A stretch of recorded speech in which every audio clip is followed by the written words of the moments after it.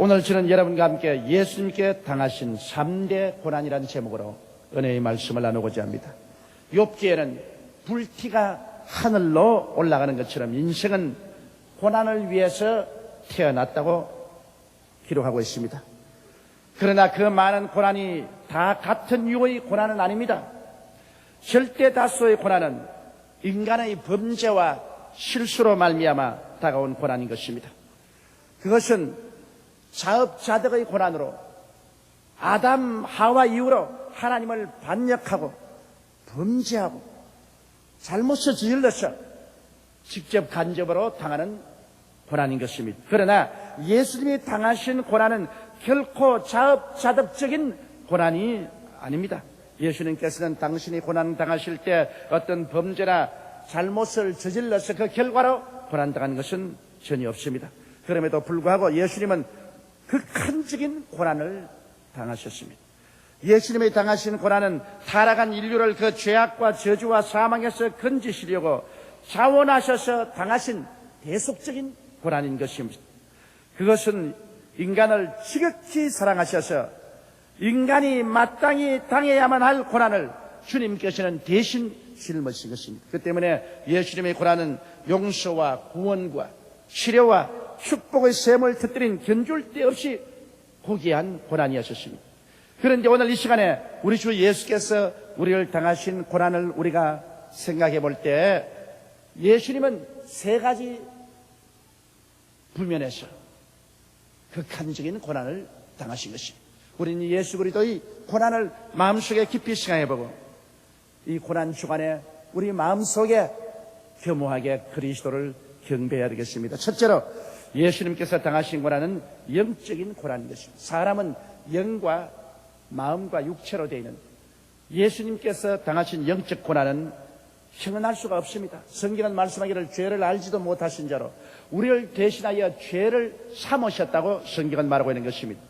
여러분, 아담과 하와가 하나님 앞에 지은 죄악은 인류의 원죄인 것입니다. 그들이 하나님을 반역하고 죄를 지음으로 인류는 죽음을 당한 것입니다. 이 원죄에서 인간은 아무리 노력해도 해방 얻을 수가 없습니다. 원래 하나님께로부터 버림받은 원죄를 지은 인간이기 때문에 인간은 죄인이므로 자범죄를 많이 지었습니다. 죄의 뿌리에서 태어났기 때문에 많은 허물진 죄를 짓고 살아온 것입니다. 그런데 예수님께서는 인류의 그 원죄도 당신이 짊어져야 되고 인간의 자범죄도 주님께서 대신 짊어져야 된 것입니다. 예수님께서 겟세마네 동산에서 기도할 때 하나님께서 예수님께 큰 대접을 보여주셨습니다. 그 속에는 인간이 버림받을 원죄와 인간이 각자 개인적으로 지은 수없는 자범죄가 가득히 담겨 있었습니다. 그리고 하나님께서 예수님께 말씀했습니다. 이 잔을 마셔라. 예수님은 죄를 알지도 못하고 죄를 지으신 적도 없기 때문에 영적으로 이 죄악을 바라보시고 너무 기가 막혀서 그런 움츠렸습니다. 그리고 하나님께 부르셨습니다. 아버지여, 한 수만 있으면 이 잔을 내게서 옮기시옵소서. 그러나 하나님 아버지께서는 고개를 설레설레 했습니다. 이 잔을 네가 마시지 아니하면 모든 인류가 다 마시고 영원히 죽어야 한다. 네가 대신 마시면 네가 대신 고난받고 인류는 이 죄악에서 벗어나서 구원을 받을 수 있다. 그러므로 네가 마시고 인류를 구원하든지 네가 이 잔을 거부하고 네가 살고 모든 인류를 죽이든지 둘 중에 하나를 하라. 예수님은 그러나 너무나 그 잔이 무섭고 징그러웠습니다. 그래서 주님께서는 한 번 그렇게 기도하고 두 번 또 엎드려서 주여 할 수만 있거든 이 잔을 내게서 옮기시옵소서 기도하고 세 번째 내가 마시지 아니하고 인류가 구원받을 수가 없으면 아버지 뜻대로 하시옵소서 하고 예수님께서는 그 잔을 마셨습니다. 그 원죄와 자범죄가 가득한 잔을 마시야 말자 그때부터 시작해서 주님과 하나님은 사이가 끊어졌습니다. 왜냐하면 죄악의 담이 하나님과 예수님 사이를 분리시킨 것입니다. 그때부터 영적인 극한의 고통이 시작된 것입니다. 하나님과 예수님은 창세 이후로 갈라진 적이 없습니다. 그러나 이제 죄악의 잔을 마시고 난 다음에 하나님과 예수님과 사이가 갈라졌으니 그가 당한 영적인 절망 상황과 고독이란 말로 다 할 수가 없은 것입니다. 그러므로 그의 마음의 영적인 괴로움이 형언할 수가 없었습니다. 벌써 그때부터 그는 영적인 지옥을 체험한 것입니다. 그러므로 우리 주 예수 그리스도의 당하신 그 영적인 깊은 고통은 우리가 지금 아무리 말을 해도 이해할 수가 없습니다. 그 고통의 높이와 깊이가 얼마였다는 것을 상상을 초월한 것입니다. 이러므로 겟세마네 동산에서 죄악의 잔을 마신 후 체포당하신 때부터 십자가에서 운명하실 때까지 그는 하나님께 버림을 당했습니다.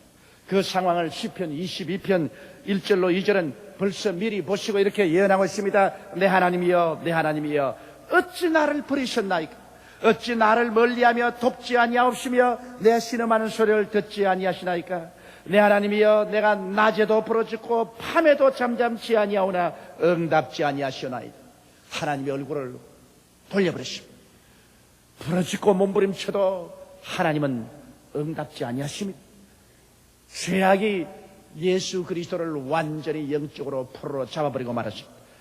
지옥이 그 앞에 열렸습니다. 모든 악마들이 그를 향하여 몸부림치고 아우성치며 그를 짓밟았습니다. 예수님은 영적인 지극한 극한의 고통을 당하신 것입니다. 예수님께서 당하신 고통은 여러분 이 죄악의 잔을 마심으로 그의 생에 쓰게 되는 것입니다. 제가 이번 아프리카 선교 때 잠시 오전 중에 시간을 내어서 우리 교회가 개척을 한 마사이족 가운데 있는 교회를 방문했습니다.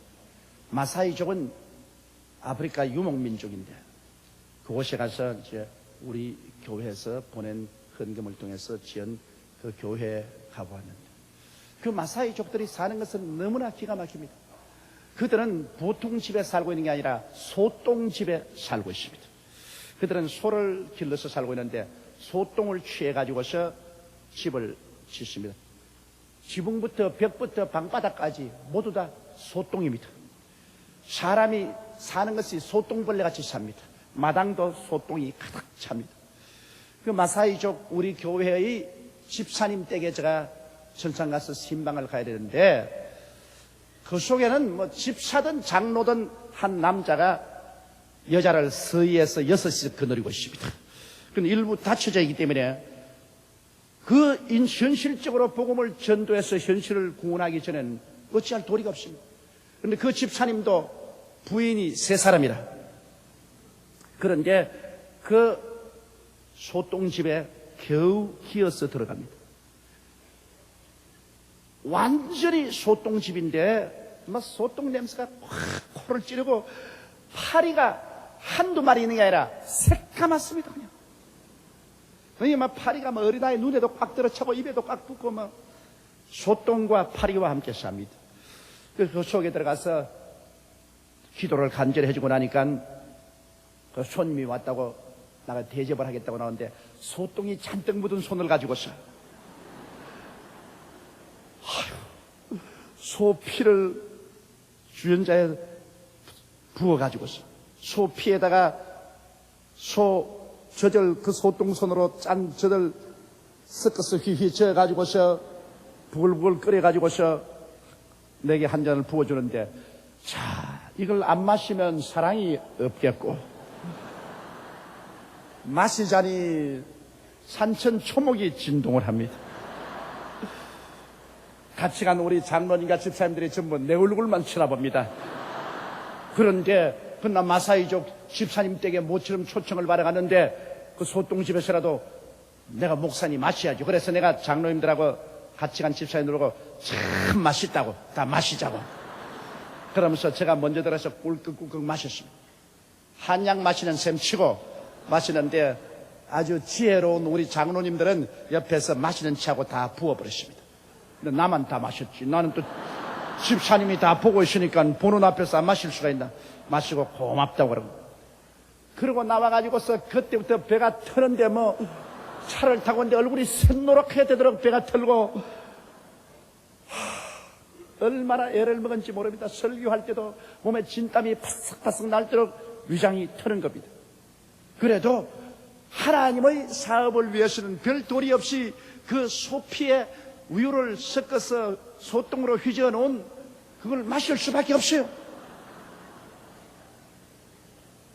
이 마사이족은 완전히 소와 함께 삽니다. 그러므로 소똥도 자기 것이고 소 고기도 뼈다귀도 가죽도 다 자기 것입니다. 하나도 버리지 않습니다. 그런데 완전히 살면 똥 속에 삽니다. 나는 소똥해도 그런 소똥 속에 사는 사람 처음 봤어요. 그래서 제가 그곳에 가서 하나님께 감사했습니다. 하나님, 정말로 우리는 얼마나 감사해야 될지 말로 다 할 수 없습니다. 마사이족에 태어나서 소똥 속에 살다가 소똥 속에 파묻히지 않게 된 것이 얼마나 감사한지 모르겠어요. 우리가 입이 12개가 있어도 불평할 수가 없습니다. 제가 그렇게 하나님께 기도한 적이 있습니다. 여러분, 이 세상에 마사이족이 마시는 그 잔도 마시기가 그렇게 역겹고 고통스러운데 예수님이 인간의 모든 죄악을 다 담은 그 잔을 마시고 영적으로 버림을 받는 것은 말로 다 할 수 없는 고통인 것을 우리가 기억할 수 있는 것입니다. 둘째로 예수님께서 당하신 고통은 심적인 고통도 극심했습니다. 왜냐하면 예수님이 가장 믿고 사랑했던 제자 가룟 유다에게 배신당한 것입니다. 여러분, 사람이 원수에게 배신당하는 거야 있을 수 있죠.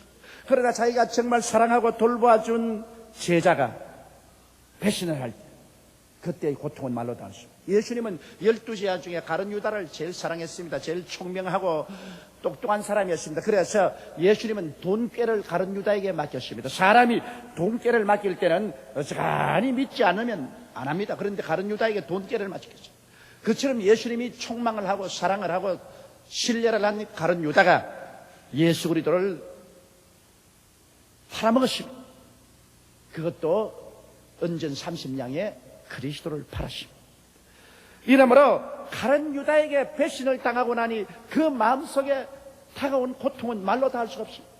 배신 당해보지 않은 사람은 배신 당함으로 말미암아 다가오는 마음의 고통을 경험할 수 없습니다. 저도 짧은 세월이지만은 많은 제자를 양성했고 많은 제자를 내보냈지만은 가끔 제 아들에게 배신당한 경험이 있는데 한 번은 심히 배신당하고 난 다음 아침에 일어나니까 심장이 설려고 합니다. 숨이 탁 막히고 심장이 가슴 속에서 설려고 합니다. 이젠 죽는구나. 하나님 아버지 나를 살려주시옵소서. 제가 그렇게 기도한 적이 있습니다. 인간적으로 조그마한 배신을 당해도 그런 심장이 막히는 고통이 있거든. 하물며 예수님이야 전심정력으로 사랑하고 돌봐준 가룟 유다가 예수 그리스도를 배신할 때 그 당한 정신적인 고통은 말로 다 할 수가 없습니다. 그뿐 아니라 예수님께서 겟세마네 동산에서 체포당하실 때 절대로 주님과 함께 감옥에도 가고 죽는데도 함께 가 있던 제 아들이 하나도 낭금이 없이 그러만 날 살리라 다 달아나 버렸습니다. 예수님이 잡힐 때 다 달아났어요.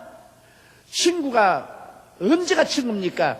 고통당하고 괴로울 때 남아있어 주는 것이 친구지 좋을 때 친구야 누가 못 됩니까? 예수님이 극한의 고통당할 때 제 아들이 다 버리고 달아났습니다. 그러고 난 다음에 예수님께서 끌려가서 대제사장 가야바와 안나서의 뜰에서 밤새도록 고통을 당했습니다. 주먹으로 얻어맞아서 얼굴이 너무 부어 눈이 붙어버렸습니다. 수염을 뽑아서 생살이 떨어져 나왔습니다. 얼굴이 피투성이가 되었습니다. 그리고 침을 뱉어서 온 얼굴과 몸에 침투성입니다. 이와 같은 고통당할 때 베드로가 와 있다가 예수님 보는 앞에서 더 앞에서 예수님을 모른다고 3번이나 부인을 하는데 마지막에는 저주를 하고 맹세하여 가로되 내가 저를 도무지 알지 못하노라 했습니다. 여러분 그 말을 때 예수 그리스도의 충격은 어떻게 했습니까? 유다에게 이미 배신당한다가 가장 수혜자인 베드로에게까지 저주하고 맹세하면서 예수님을 모른다고 할 때 그리스도의 고통은 말로 다 할 수 없습니다. 거기에다가 예수님께서 십자가를 걸머지고 겟세마네 동산을 향해서 걸어갈 때 그렇게 평소에 사랑을 받고 병 고쳐주고 은혜를 베풀어준 군중이 돌아서서 그에게 원수를 갚습니다. 은혜를 원수로 갚습니다. 저를 십자가에 못 박으셔서 저를 십자가에 못 박으셔서 은혜를 원수로 갚는 것, 이것보다 여러분 처참한 것이 어디 있습니까? 그러나 사람들은 오늘날도 그렇습니다. 아무 은혜도 안 베풀면 원수도 갚지 않습니다. 대개 은혜를 많이 베푼 사람이 은혜를 받지 않았다고 생각하려고, 마음의 부담을 없애려고 은혜를 원수로 갚습니다. 그렇게 예수님이 사랑을 베풀어 준 군중이 돌이켜서 그리스도에게 그 은혜를 원수로 갚을 때 예수 그리스도의 고통이 얼마나 마음이 괴로웠겠습니까? 십자가 못 박여서 그는 높이 달렸을 때 위로는 하나님께로부터 영적으로 버림받고, 아래로는 모든 제자들에게 버림받고 사람들에게 버림받은, 인간이 버림받은 고독이라는 것이 굉장히 무섭습니다. 사람이 나이를 먹어 괴로운 것은 왜냐하면 나이를 먹었을 때 사회에서 이제는 소외당하고, 모든 젊은 사람에게 소외당하고 외로워지는 것, 이것이 굉장히 무서운 것입니다. 인간이라는 것은 사회적인 존재이기 때문에 외롭고 고독하고 버림당한다는 것, 이것이 얼마나 무서운지 모릅니다. 예수님은 철저히 버림을 당했습니다. 하나님이여 하나님이여 어찌하여 나를 버리셨나이까.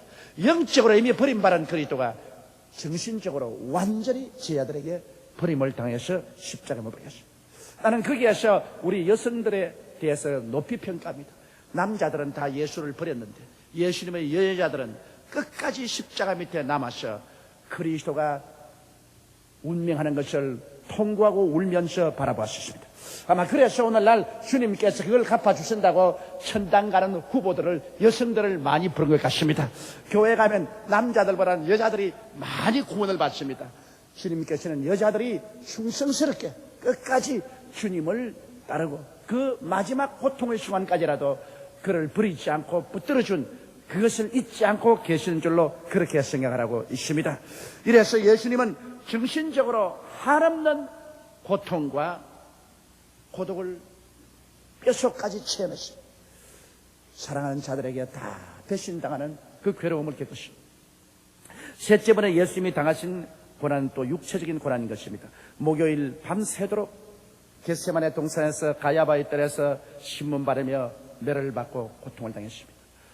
목요일 날 밤중에 겟세마네 동산에서 잡힌 그는 인정사정 없이 끌려서 안나서와 가야바의 뜰에서 그런 신문을 받았습니다.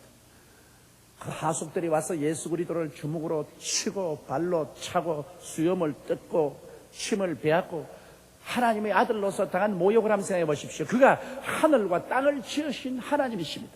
만물이 그로 말미암아 지은 바 되었으니 지은 것이 하나도 그가 없이는 된 것이 없다고 성경은 말하고 있는 거죠.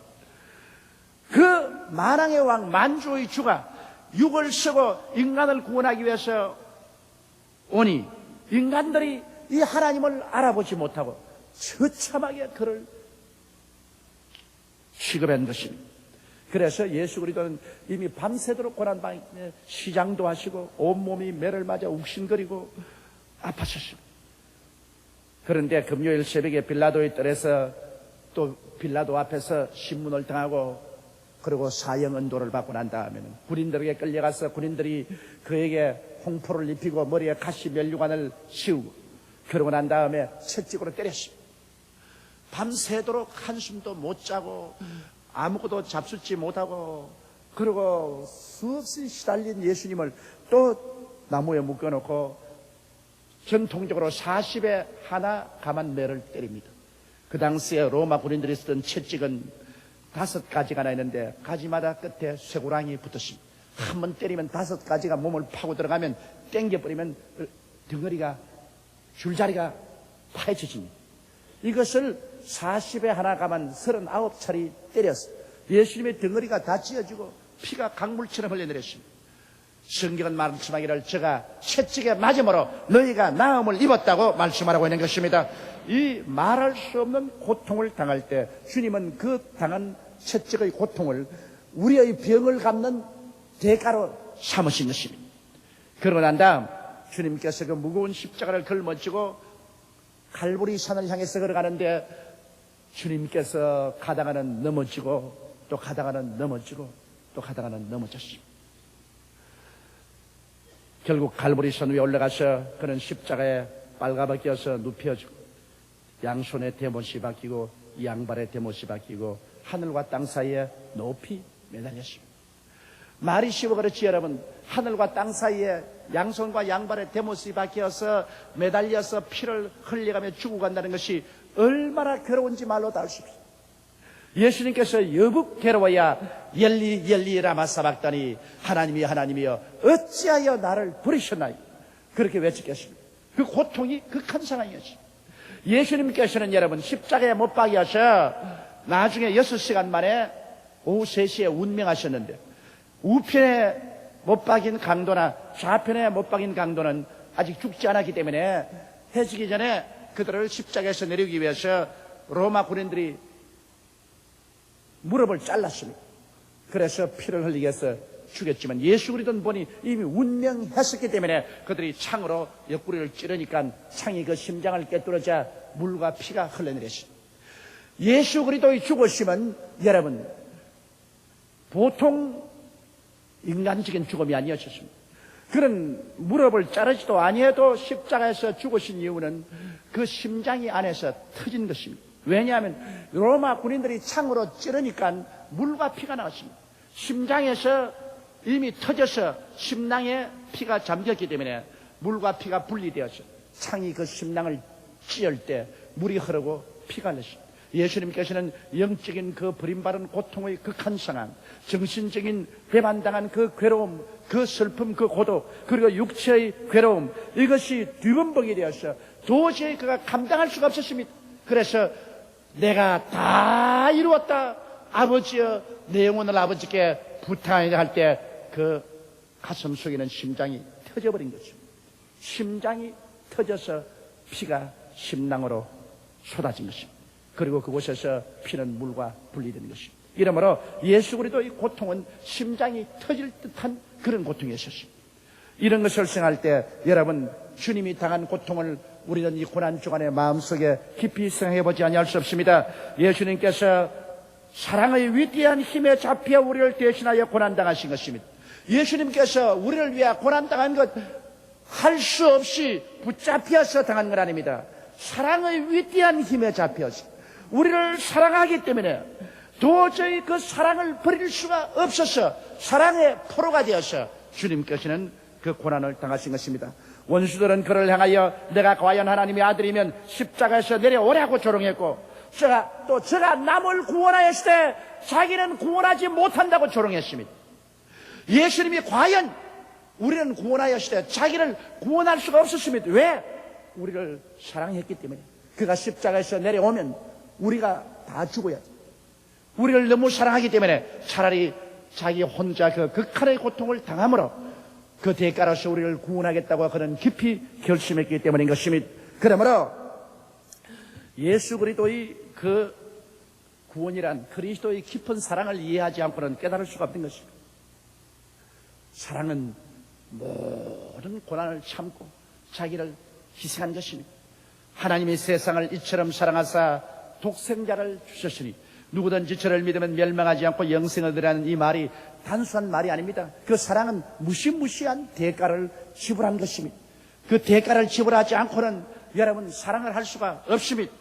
그렇기 때문에 예수님이 이 땅에 오시기 전 600여 년 전에 벌써 성령께서는 이사야를 통하여 그리스도의 고난이 막연한 고난이 아니라 우리를 사랑하기 때문에 우리를 위한 대속의 고난인 것을 명명백백하게 말씀하셨습니다. 저가 찔림은 우리 허물을 인하며 저가 상함은 우리 죄악을 인함이라.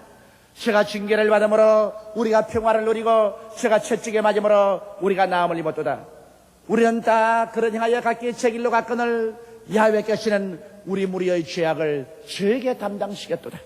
그리스도의 고난은 완전히 우리 때문에 당한 고난인 것입니다. 저는 요번에 아프리카를 가면서 느낀 점이 있었습니다. 가도 끝이었습니다. 여기에서 비행기를 타고 파리에 가서 파리에서 또 비행기를 갈아타고 저 남아 연방공화국까지 내려가는데 가도 끝이 없습니다.